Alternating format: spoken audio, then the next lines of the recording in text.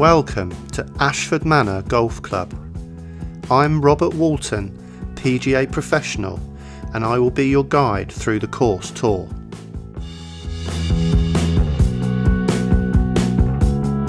The main feature on this opening hole is the fairway cross bunker. At approximately 230 yards from the back tee, it is very much in play, and the longer hitters will need to choose their club wisely. The ideal tee shot will lay up as closely as possible to the bunker on the right side of the fairway to give a better line into the green, which is well protected by a left-hand greenside trap.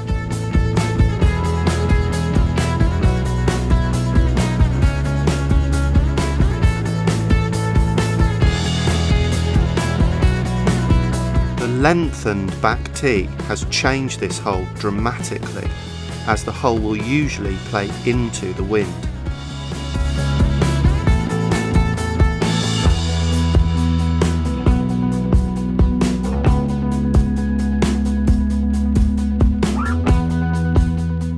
A solid drive will set you up nicely, but the preference is down the left side to open up the green, which has a deep bunker to the right side. Any shot overly to the left will catch the runoff area and leave you a tricky pitch shot to a very undulating green.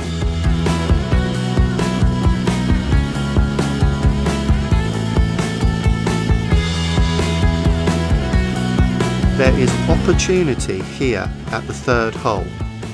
A reasonably short par 5 will see the longer hitters reaching the green in 2 shots.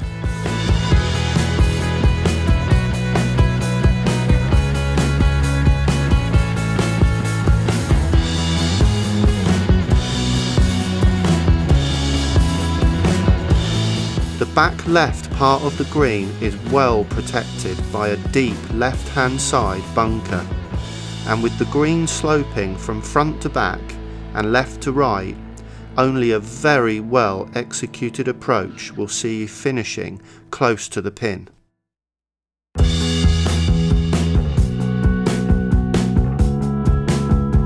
The cross bunker is a decent carry for most golfers, and the preferable shape from the tee is a fade for this dogleg to the right. The green sits at a lower level to the fairway, so depending on the time of year, your approach shot may be required to pitch short of the green. As with many of our greens, this one is filled with subtle breaks, so don't be fooled. This hole requires a precise tee shot of approximately 210 yards from the men's back tee. The white marker post is perfectly positioned for the line.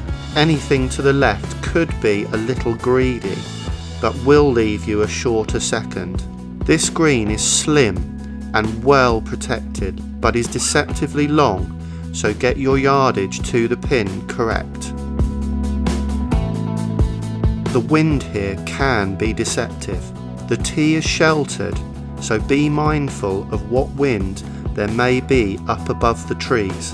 The front bunkers left and right can make the hole appear shorter than its actual length, so club selection at this first par 3 is crucial. At 474 yards from the men's back tee, this is a treacherous par 4. Missing the fairway to the right will leave you in an area heavily protected by trees, but there is more room to the left than it appears. Getting to the green is difficult enough, but by the time you reach there, there is still work to be done. The green slopes from back to front, and any ball above the hole will leave you a very tricky fast putt. The 8th offers an element of opportunity. In the summer months, the longer players may be able to reach the green, but the entrance is narrow and requires an accurate and long hit. Any tee shot to the left will be punished, as the approach shot from that side will be very difficult to get close. A front pin will require a delicate approach, and most will find themselves going beyond the pin. The 9th hole is a straight and medium length par 4 to close the front 9.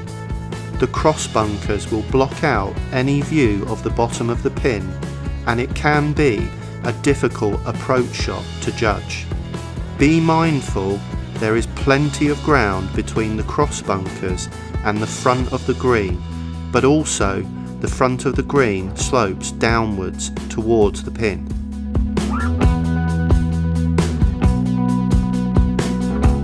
The 10th hole is one of our signature long par 4s, which starts the back 9.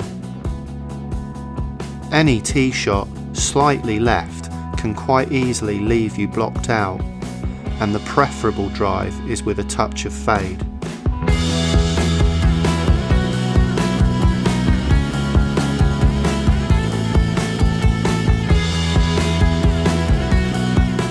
The approach shot for those who may be able to reach will be inevitably long, and the raised green can require an additional club too. Any player will be pleased with their par on this tough hole.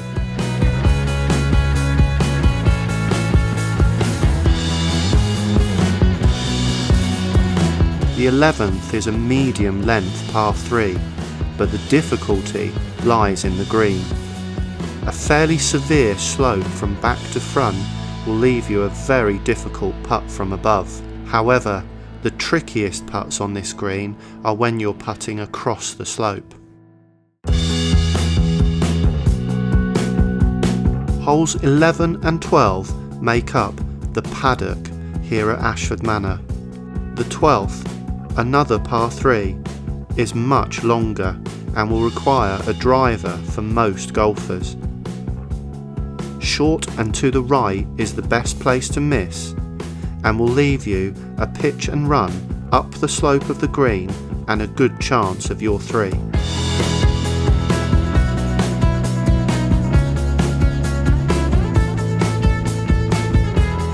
The 13th hole requires an accurate and positional tee shot.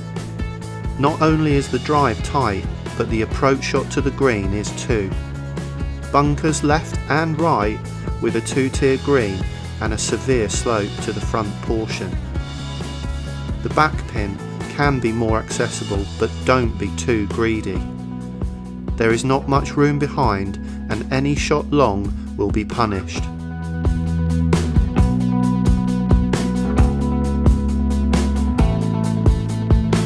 Hole 14 is the shortest hole on the course, but a challenging par 3. The back portion of the green behind the right side bunker is small and can offer a difficult pin position. This short hole requires the most precise and accurate control of distance. The 15th is the second and final par 5. There is the opportunity to the longer players to get close to the green in 2 shots. However, the approach is well protected by fairway cross bunkers that are disguised from view.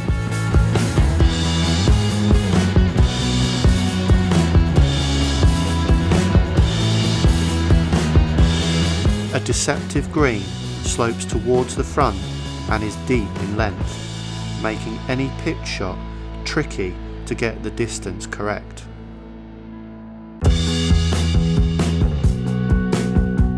The 16th is a short par 4 and the last reasonable chance to pick up a shot. The drive has a dip which is hidden from the tee, and a sensible shot will be laid up short to give a better view to the green. Protected all round by bunkers, including one at the front, the bottom of the pin will be hidden, so this is another hole that requires a good judgment of distance.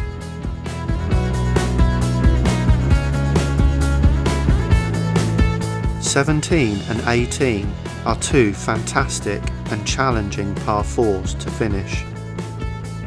An extended back tee for the men requires an accurate long tee shot through a narrow path, preferably with a little draw for this dogleg to the left, one of the most challenging tee shots on the course. There is then a narrow entrance to the green which slopes severely from left to right and back to front.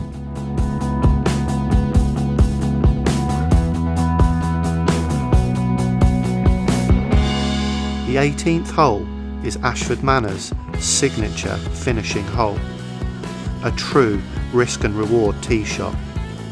The fairway narrows the further you drive the ball, with a dip to the right and an oak tree that can block your approach to the green. The sensible tee shot will lay up short of the dip on the right, but leaves you a longer second to a very difficult green. The back left of the green is protected by a deep bunker, and the out of bounds is only a few feet beyond the green.